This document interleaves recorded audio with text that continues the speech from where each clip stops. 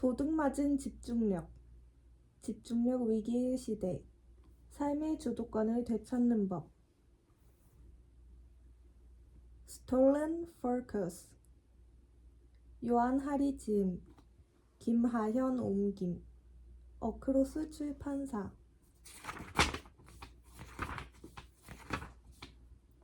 프롤로그. 우리 집중력에 실제로 일어나고 있는 일. 나의 대자, 갓선은 9살 때 잠깐이었지만 기이할 만큼 강렬하게 엘비스 프레슬리에게 빠져들었다. 아이는 교도소록, 제일하우스록을 목청껏 부르며 엘비스 특유의 부드러운 저음의 목소리와 골반 흔들기를 따라했다. 이 스타일이 이제 웃음을 자아낸다는 것을 몰랐기에 자신이 쿨하다고 믿는 어린아이답게 마음이 아래만큼 진심을 담아 노래하고 춤을 췄다. 춤과 노래가 다시 시작되기 전에 짧은 휴식 시간에 아이는 엘비스에 대한 모든 것, 전부요, 전부 다를 알려달라고 졸랐고 나는 그 감명 깊고 슬프고 분한 이야기를 대강 읊어주었다. 내가 말했다. 엘비스는 미시시피의 가장 가난한 마을 중 한 곳에서 태어났어. 멀고도 먼 곳이지. 그는 쌍둥이 형과 함께 이 세상에 나왔지만 형은 몇 분 후 죽고 말았어. 어린 엘비스는 엄마에게 매일 밤 달을 향해 노래하면 세상을 떠난 형이 그 노래를 들을 수 있다는 말을 들었어. 그래서 노래를 하고 또 했지. 그는 마침 텔레비전이 유행하던 때에 사람들 앞에서 공연하기 시작했고 순식간에 역사상 그 누구보다 유명한 사람이 되었어. 엘비스가 가는 곳마다 사람들이 소리를 질렀고 그의 세계는 비명으로 가득 찬 방이 되었어. 엘비스는 자기가 만든 고치 속에 숨어 잃어버린 자유 대신 재산을 즐겼어. 그리고 엄마를 위해 거대한 저택을 한 채 사서 그레이스랜드라는 이름을 붙였어. 중독자로의 추락, 약에 취해 땀을 뻘뻘 흘리며 경직된 얼굴로 횡설수설하던 라스베이거스의 무대. 42세라는 나이에 이른 죽음 같은 이야기는 대충 걸러냈다. 앞으로 애덤이라 부를 나의 대자. 신원이 밝혀지지 않도록 세부 정보를 살짝 바꿨다. 이야기의 결말을 물어볼 때마다 나는 대답 대신 블루문을 함께 부르자고 했다. 당신은 내가 홀로 서 있는 모습을 보았죠. 아이는 가는 목소리로 노래했다. 마음속에 품은 꿈 없이, 나만의 사랑 없이. 어느 날 애덤이 간절한 눈빛으로 나를 쳐다보며 부탁했다. 삼촌, 저를 그레이스랜드에 데려가 주면 안 돼요? 나는 별 생각 없이 그러겠노라 했다. 약속해요? 진짜로 약속하는 거예요? 약속하겠다고 했다. 그리고 새카맣게 잊어버렸다. 모든 것이 틀어지기 전까지. 10년 후 애덤은 길을 잃었다. 15살에 학교를 중퇴했고 집에 있을 때는 말 그대로 깨어있는 내내 멍하니 전자기기 화면만을 바라보았다. 핸드폰으로는 왓츠앱과 페이스북 메시지를 끝없이 확인했고 아이패드로는 유튜브와 포르노 영상을 보았다. 가끔 애덤에게서 위바 라스베이거스를 즐거이 부르던 어린 소년의 흔적을 발견할 수 있었지만 꼭 그 사람이 더 작은 조각으로 산산이 부서진 느낌이었다.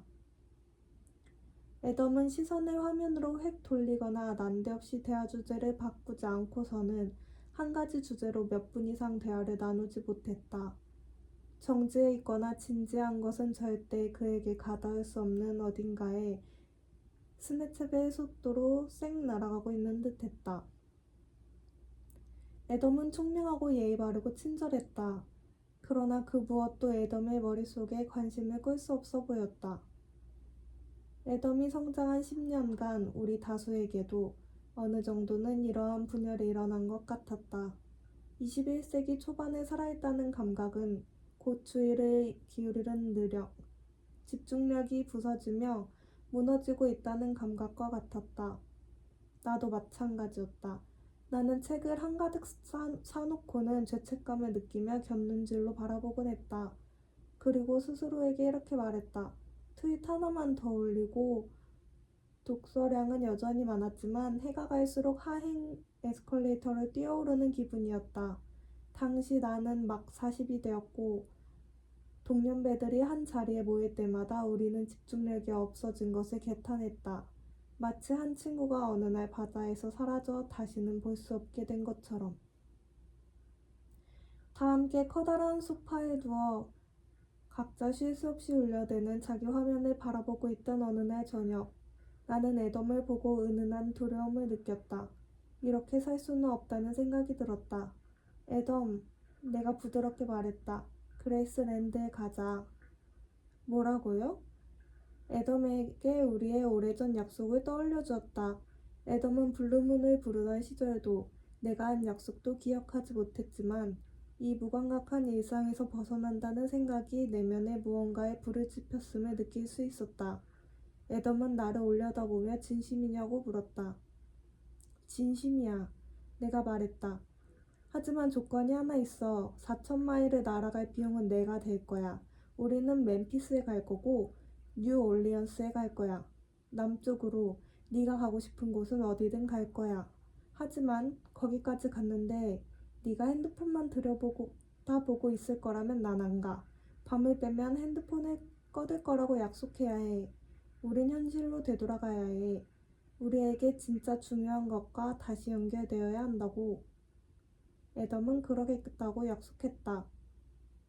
그리고 몇 주 뒤, 우리는 런던 히스로 공항에서 이륙해 델타 블루스의 땅으로 날아가기 시작했다.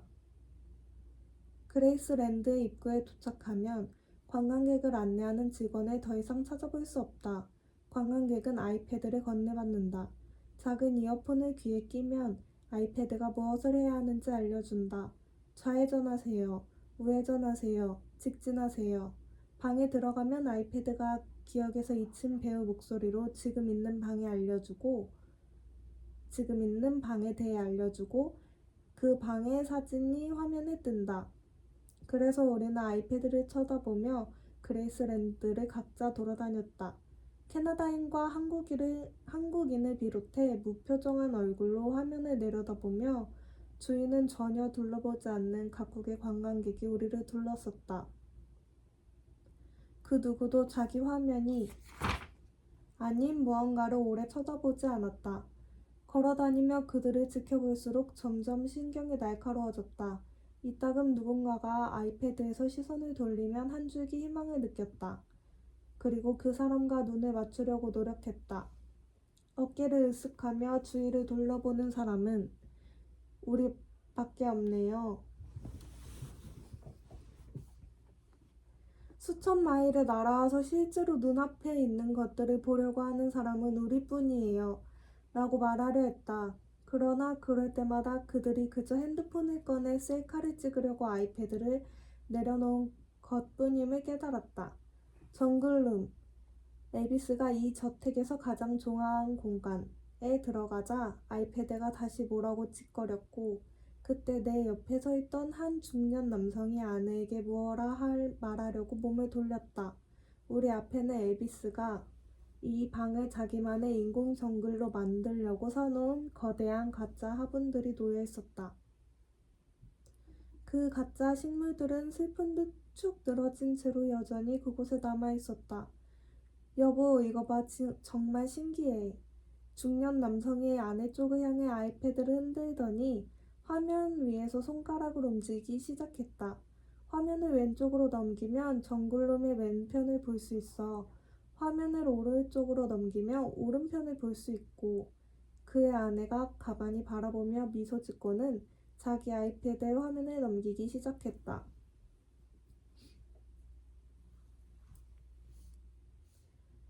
나는 두 사람을 쳐다보았다. 그들은 화면을 앞뒤로 넘기며 다양한 각도로 정글룸을 들여다봤다. 나는 그들 쪽으로 몸을 기울이고 말했다. 하지만 선생님, 화면을 넘기는 더 오래된 방법도 있어요. 고개를 돌리는 겁니다. 왜냐하면 우리가 이곳에 있잖아요. 정글룸에 있다고요. 화면으로 방을 볼 필요가 없어요. 딴 걸 통해서 볼 필요가 없다니까요. 자, 보세요. 내가 손으로 방을 가리켰고 가짜 녹색 이파리들이 살짝 바스락거렸다. 남자와 그의 아내는 내게서 살짝 뒷걸음질 쳤다. 보세요. 나는 의도한 것보다 더 큰 소리로 말했다. 안 보이세요? 우리가 여기 있다고요. 실제로 여기에 있어요. 화면을 볼 필요가 없어요. 우리가 정글룸에 있다고요. 두 사람이 서둘러 방에서 나가다가 저 미친놈은 누구야?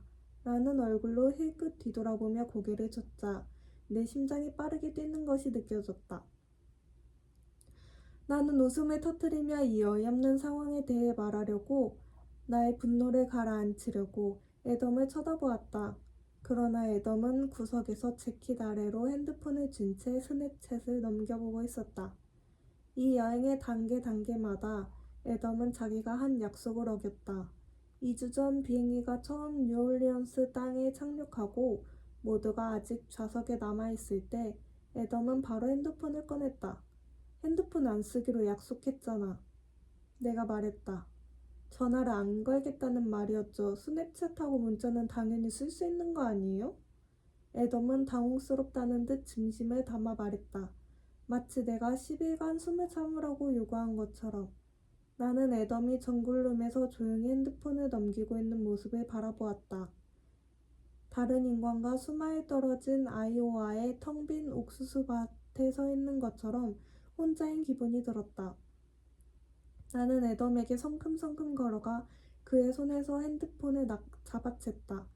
이렇게 살 순 없어. 내가 말했다. 넌 현재 머무르는 법을 몰라. 네 삶을 놓치고 있다고. 넌 네가 뭘 놓칠까봐 무서운 거야. 그래서 내내 핸드폰 화면을 확인하고 있는 거야. 그런데 바로 그게 반드시 뭔가를 놓치는 방법이야. 너는 단 하나뿐인 네 삶을 놓치고 있어. 바로 네 눈앞에 있는 것. 어렸을 때부터 간절히 보고 싶어 했던 것을 못 보고 있잖아. 여기 있는 사람들도 다 마찬가지야. 사람들 좀 봐. 나는 큰 소리로 외치고 있었지만 주변 사람들은 자기 아이패드에 푹 빠져 내 목소리를 듣지도 못했다. 애덤은 자기 핸드폰을 다시 낚아채고는 내가 이상하게 군다고 말하고 타당한 면이 없지는 않다. 쿵쿵거리며 방을 나갔다. 그리고 엘비스의 묘지를 지나 멤피스의 아침 속으로 걸어 들어갔다.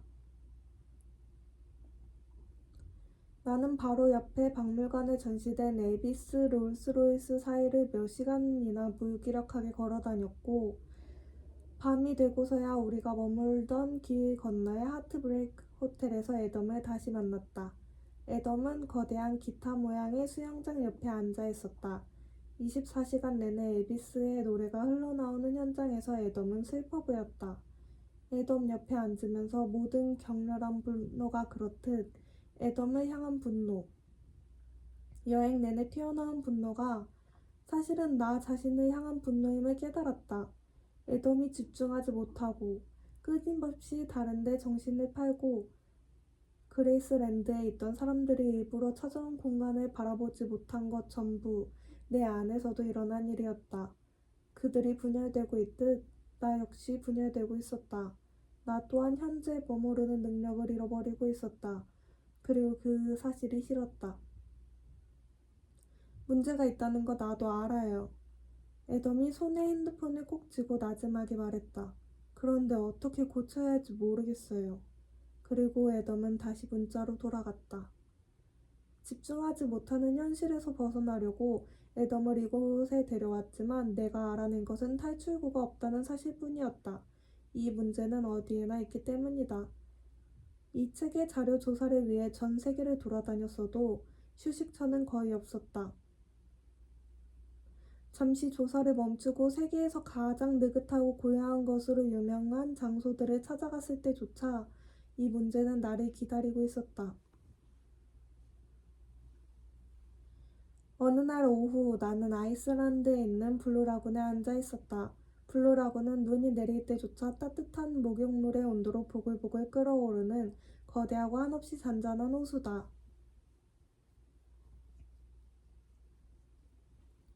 떨어지는 눈송이가 증기 속으로 조용히 녹아 사라지는 모습을 지켜보는데 내가 셀카봉을 휘두르는 사람들에게 둘러싸여 있음을 깨달았다.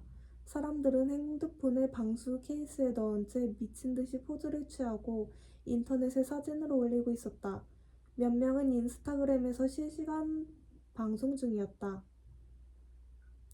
우리 시대의 모토가 나는 살고자 했으나 산만해졌다. 여야 하는 것은 아닌지 의문이 들었다. 한 몸 좋은 독일인이 내 생각을 방해했다. 인플루언서처럼 보이는 그는 자기 핸드폰의 카메라를 향해 소리쳤다. 여기 블루라군에서 저는 인생 최고의 시간을 보내고 있습니다. 한 번은 파리에서 모나리자를 보러 갔다. 이제 모나리자는 전 세계에서 온 사람들이 럭비 경기처럼 몸싸움을 벌이는 뒤편에 영원히 가려져 있는데 모두가 앞쪽으로 거칠게 밀고 들어가자마자 모나리자에게 등을 돌리고 셀카를 찍은 다음 다시 힘겹게 빠져나온다. 그날 나는 옆쪽에서 1시간 넘게 사람들을 바라보았다. 그 누구도 단 한 사람도 몇 초 이상 모나리자를 바라보지 않았다. 모나리자의 미소는 더 이상 수수께끼처럼 보이지 않는다. 모나리자는 마치 16세기 이탈리아의 자기 자리에서 우리를 바라보며 이렇게 묻고 있는 듯하다. 왜 옛날처럼 나를 그저 바라보지 않는 거죠?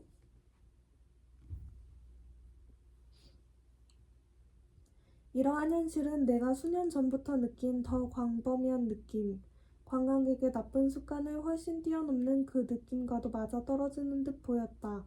마치 우리 문명이 간지러운 가루를 뒤집어 써서 우리가 정신을 실룩거리고 긁적이느라 중요한 일들에 주의를 기울이지 못하는 것 같았다.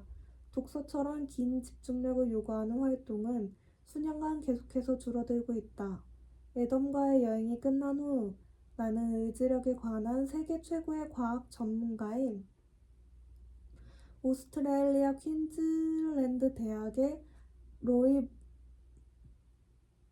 로이 바우마이스터 교수의 연구 작업을 읽었고 직접 그를 인터뷰하러 갔다. 그는 30년 넘게 의지력과 자제력을 연구했으며 사회과학 분야에서 가장 유명한 실험들을 이끌었다. 66세가 된 이 교수의 맞은편에 앉아 우리가 집중력을 잃은 듯 보이는 이유와 집중력을 되찾을 방법에 관한 책을 쓸 생각이라고 설명했다. 그리고 기대하는 눈빛으로 그를 바라보았다. 교수는 내가 이 주제를 자신과 이야기하려는 것이 희한하다고 말했다. 그리고 내 주의력도 전부 다 약해진 것 같습니다. 라고 말했다. 원래 그는 몇 시간이나 한 자리에 앉아 글을 읽고 쓸 수 있었지만 이제는 정신이 널뛰는 것 같았다. 그는 최근에 기분이 나빠지기 시작하면 핸드폰으로 게임을 하고 그러면 확실히 즐거워진다는 사실을 깨달았다고 설명했다. 나는 그가 자신이 이룬 방대한 과학적 성취를 외면하고 캔디 크러쉬 사과 게임을 하는 모습을 상상했다. 그가 말했다. 집중력이 예전만 못합니다. 그리고 덧붙였다. 그냥 굴복하는 겁니다. 그리고 기분이 나빠지죠. 로이 바우마이스터는 말 그대로 의지력이라는 제목의 책을 쓴 저자이며 현존하는 그 어떤 인물보다 이 주제를 더 깊이 연구했다. 나는 생각했다. 그조차 집중력을 잃고 있다면 그렇지 않은 사람이 누가 있겠는가?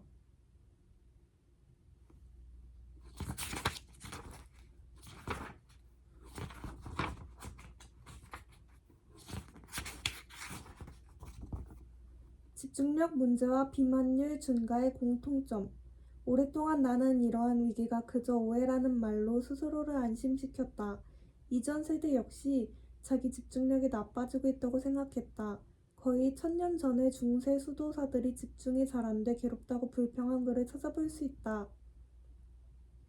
인간은 나이 들면서 집중력이 약해질 수 있지만 그건 이 세상이나 다음 세대의 문제지 자신의 노화 문제가 아니라고 확신한다. 만약 과학자들이 오래전부터 단순한 실험을 해왔다면 아마 그것이 정확한 사실을 알 가장 좋은 방법이었을 것이다. 무작위로 사람들을 뽑아 주의력 검사를 하고 같은 검사를 수십 년간 계속하면서 변화가 있는지 확인하는 것이다. 그러나 아무도 그런 실험을 하지 않았다. 장기간에 걸쳐 축적된 정보는 존재하지 않는다. 그러나 이와 관련해 타당한 결론에 도달할 수 있는 다른 방법이 있다. 이 책의 자료를 조사하면서 사람들이 집중력을 빼앗기는 것에 과학적으로 증명된 다양한 요인이 있음을 알게 되었다. 그리고 이러한 요인들이 지난 수십 년간 쭉 때로는 극적으로 강해졌다는 유력한 증거가 있다. 이와 달리 우리의 주의력을 강화했을지 모를 추세는 단 하나만 발견할 수 있었다. 이로써 나는 이것이 실질적이고 긴급한 위기라고 믿게 되었다. 이러한 추세가 우리를 어디로 데려가는지에 관한 증거가 극명하다는 사실 또한 알게 되었다. 예를 들어 한 소규모 연구는 평범한 미국인 대학생이 무언가에 얼마나 자주 주의를 기울이는지를 조사하기로 했다. 과학자들은 학생들의 컴퓨터에 추적 소프트웨어를 설치하고 그들이 평범한 하루에 무엇을 하는지 관찰했다. 그리고 학생들이 평균 65초마다 하는 일을 전환한다는 사실을 발견했다. 이는 어느 하나에 집중하는 시간의 중간값은 겨우 19초였다. 당신이 성인이고 이 연구 결과에 우월감을 느낀다면 잠시 참아보아라. 캘리포니아 어바인 대학의 정보과학 교수이자 나와 인터뷰를 한 글로리아 마크가 진행한 또 다른 연구는 사무실 하는 일하는 성인이 평균적으로 한 가지 일을 얼마나 오래 붙들고 있는지 관찰했다. 그 결과는 3분이었다. 그래서 나는 집중력을 되찾을 방법을 찾기 위해 3만 마일을 이동했다. 덴마크에서는 집단으로서 우리의 집중력이 실제로 빠르게 떨어지고 있음을 자기 팀과 함께 최초로 증명한 과학자를 인터뷰했다. 그리고 그 이유를 찾아낸 전 세계의 과학자들을 만났다. 최종적으로 마이애미와 모스크바, 몬트리올, 멜버른 등지에 있는 250명 이상의 전문가들을 인터뷰했다. 집중력이 특히 파괴적으로 박살난 리우 데자네이루의 빈민가에서 집중력을 근본적으로 되찾을 방법을 발견한 뉴질랜드 작은 마을의 외딴 사무실에 이르기까지 해답을 찾으려는 노력은 나를 무척이나 다양한 장소로 이끌었다. 나는 우리가 집중력이 실제 일어나고 있는 일을 깊이 오해해왔다고 믿게 되었다. 오래전부터 나는 집중이 안 될 때마다 화를 내며 스스로를 탓했다. 그리고 이렇게 말하곤 했다. 넌 게을러, 자제력이 없어. 정신 바짝 차려야 해. 그게 아니면 핸드폰을 탓하거나 핸드폰을 경로하거나 핸드폰이 아예 발명되지 않았으면 좋았을 것이라고 생각했다. 내가 아는 대다수도 똑같이 반응한다. 그러나 사실은 개인의 실패나 하나의 새로운 발명품보다 훨씬 심오한 무언가가 일어나고 있음을 알게 되었다. 내가 처음 이 사실에 관심 갖기 시작한 것은 세계 최고의 아동 주의력 문제 전문가 중 한 명인 조엘 닉 교수를 인터뷰하기 위해 오리건 포틀랜드를 찾았을 때였다. 그는 집중력의 문제의 증가를 비만율의 증가에 비유하는 방식이 이해에 도움이 될 수 있다고 말했다. 비만은 50년 전에는 매우 드물었지만 오늘날에는 서구 세계의 유행병이 되었다. 우리가 갑자기 탐욕스러워지거나 방종해져서가 아니다. 조엘이 말했다. 비만은 의학적 유행병이 아닙니다. 사회적 유행병이지요. 예를 들면 사람들이 먹는 음식의 질이 나쁘기 때문에 사람들이 뚱뚱해지고 있는 거예요. 우리는 생활 방식이 극적으로 변화했고 식량 공급망이 바뀌었고 걷거나 자전거를 타기 힘든 도시를 건설했다. 이러한 환경 변화가 신체의 변화를 낳았다. 조엘은 집중력에도 이와 비슷한 변화가 일어나고 있을지 모른다고 말했다. 그는 수십 년간 이 주제를 연구한 뒤 현재 우리가 집중력 문제를 유발하는 문화를 만들고 있지는 않은지 물어야 한다고 믿게 되었다. 이러한 환경에서는 집중력을 깊이, 오래 유지하는 일이 모두에게 극도로 힘들어지며 집중력을 유지하기 위해 물살을 거슬러 헤엄쳐야 한다. 그는 집중력을 저하하는 여러 요인에 대한 과학적 증거가 있으며 어떤 사람들은 신체 원인이 있지만 다음 질문의 답을 알아낼 필요도 있다고 말했다. 사회가 사람들을 종종 이 지경으로 몰고 가는 것은 사회에서 제대로 기능하지 않는 구체적 요소가 유행병을 일으키고 있기 때문은 아닐까요? 나중에 그에게 물었다. 세상을 다스릴 수 있다면, 그리고 사람들의 집중력을 망치길 원한다면 무엇을 하시겠습니까? 그는 잠시 생각한 뒤 말했다. 아마도 현재 우리의 사회가 하고 있는 일들이겠지요. 나는 집중력 저하가 주로 나나 여러분이나 여러분 자녀의 개인적 실패가 아니라는 강력한 증거를 찾아냈다. 모두가 공격을 받고 있다. 우리를 공격하는 세력은 매우 강하다. 그러한 세력 중에는 거대 테크 기업도 있지만 한편으로는 기업을 훨씬 뛰어넘는다. 이것은 시스템의 문제다. 진실은 우리가 살고 있는 시스템이 매일 우리의 주의력에 산을 들이붓고 있다는 것. 전 세계의 집중력이 타들어가는 와중에 우리는 자신을 탓하고 자기 습관을 바꾸라는 말을 듣고 있다는 것이다. 이 모든 것을 알게 되자 그동안 읽은 집중력 개선법에 대한 책들에 전부 구멍이 있다는 사실을 깨달았다. 엄청난 구멍이었다. 기존의 책들은 대부분 집중력 위기의 실제 원인을 다루지 않았고, 실제 원인은 대개 훨씬 거대한 세력에 있었다. 나는 그동안 알게 된 내용을 바탕으로 집중력을 훼손하는 12가지 강력한 힘이 작용하고 있다는 결론을 내렸다. 그리고 장기적 측면에서 이 문제를 해결하려면 우리가 이 힘을 제대로 이해하고 이 힘이 계속해서 집중력을 훼손하지 못하도록 막아야 한다고 믿게 되었다. 한 개인으로서 자신의 집중력 문제를 완화하기 위해 취할 수 있는 실질적 조치들이 있으며 이 책을 통해 그 방법을 배우게 될 것이다. 이런 식으로 독자가 개인의 책임을 다하는 것을 나 또한 강력하게 지지한다. 그러나 이 주제에 관한 기존의 책들과는 달리 솔직하게 말씀드리겠다. 그러한 변화에는 한계가 있다. 그렇게 해서는 문제의 한 단면만 해결할 수 있을 뿐이다. 그러한 변화는 중요하다. 나 또한 실천하고 있다. 그러나 매우 운 좋은 사람이 아니라면 그렇게 한다고 이 주의력 위기에서 벗어날 수는 없을 것이다. 조직적 문제에는 조직적 해결책이 필요하다.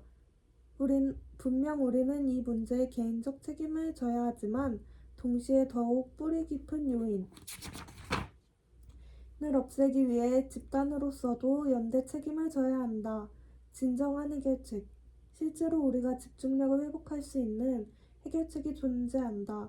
그 해결책은 우리에게 문제를 철저히 재구성하고 행동에 나설 것을 요구한다. 나는 내가 그 시작 방법을 알아냈다고 믿는다.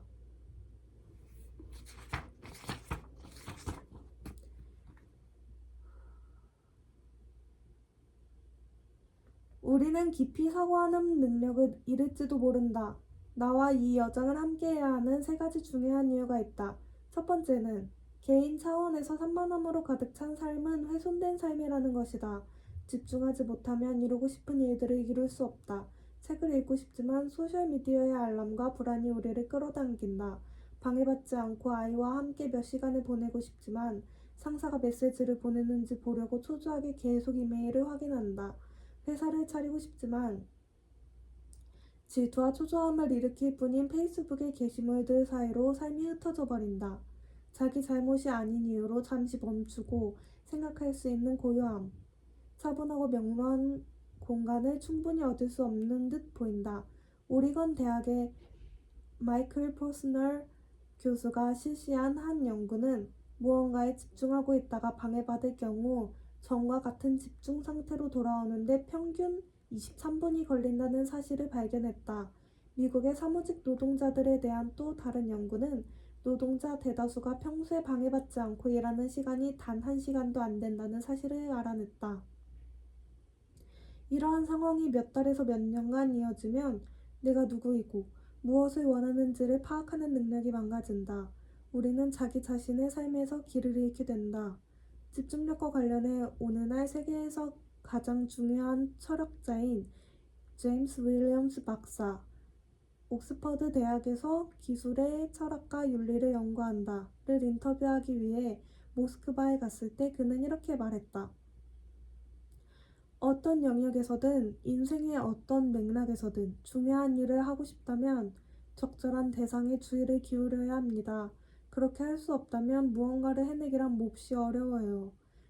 그는 현재 우리가 처한 상황을 이해하고 싶다면 다른 이미지를 떠올리는 것이 도움이 된다고 말했다. 자동차를 운전하고 있는데 누군가가 커다란 양동이에 가득 담긴 진흙을 앞 유리창에 끼얹었다고 상상해보자. 그 순간 사이드 미러를 부수거나 방향을 놓치거나 목적지에 늦게 도착하는 등의 여러 문제를 겪을 것이다. 그러나 그 모든 문제를 걱정하기 전에 가장 먼저 해야 할 일은 앞 유리창을 깨끗하게 닦는 것이다. 그러기 전까지는 자신이 어디 있는지조차 알 수 없다. 우리는 장기적인 목표를 성취하려고 노력하기 전에 먼저 우리의 집중력 문제를 해결해야 한다. 이 주제를 숙고해야 할 두 번째 이유는 집중력의 분열이 개인에게만 문제를 일으키는 것이 아니라는 것이다. 집중력의 문제는 사회 전체의 위기를 불러오고 있다. 하나의 생물종으로서 우리는 기후위기와 같은 전례 없는 걸림돌과 장애물에 직면해 있으며 이전 세대와 달리 이 같은 심각한 문제에 제대로 대처하지 못하고 있다. 왜일까? 집중력이 떨어지면 문제 해결 능력도 저하된다는 것이 그 이유 중 하나라고 생각한다.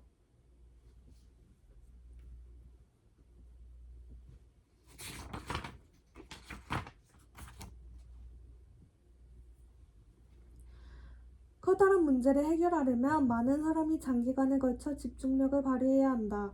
민주주의는 진짜 문제를 파악해 공상과 구분하고 해결책을 떠올리고 문제를 해결하지 못하는 지도자들에게 책임을 물을 수 있을 만큼 긴 시간 문제에 집중할 수 있는 시민의 능력을 요구한다. 그러한 능력을 잃어버린다면 온전히 기능하는 사회를 만들 능력을 잃게 된다. 집중력의 위기가 1930년대 이후 가장 심각한 민주주의의 위기와 동시에 발생했다는 사실은 우연이 아니라고 생각한다. 집중하지 못하는 사람은 단순한 권위주의적 해결책에 쉽게 이끌리고 그러한 해결책이 실패했다는 사실을 명확히 파악하지 못할 가능성이 높다. 트위터와 스냅챗을 오가느라 주의력을 박탈당한 시민으로 가득한 세상은 위기가 연달아 발생해도 그중 무엇 하나 제대로 처리하지 못할 것이다. 집중력에 대해 깊이 생각해봐야 할 세 번째 이유는 내게 있어 가장 희망적이다. 무슨 일이 벌어지고 있는지 이해하면 그것을 바꾸기 시작할 수 있다. 내 생각에 20세기 가장 훌륭한 작가인 제임스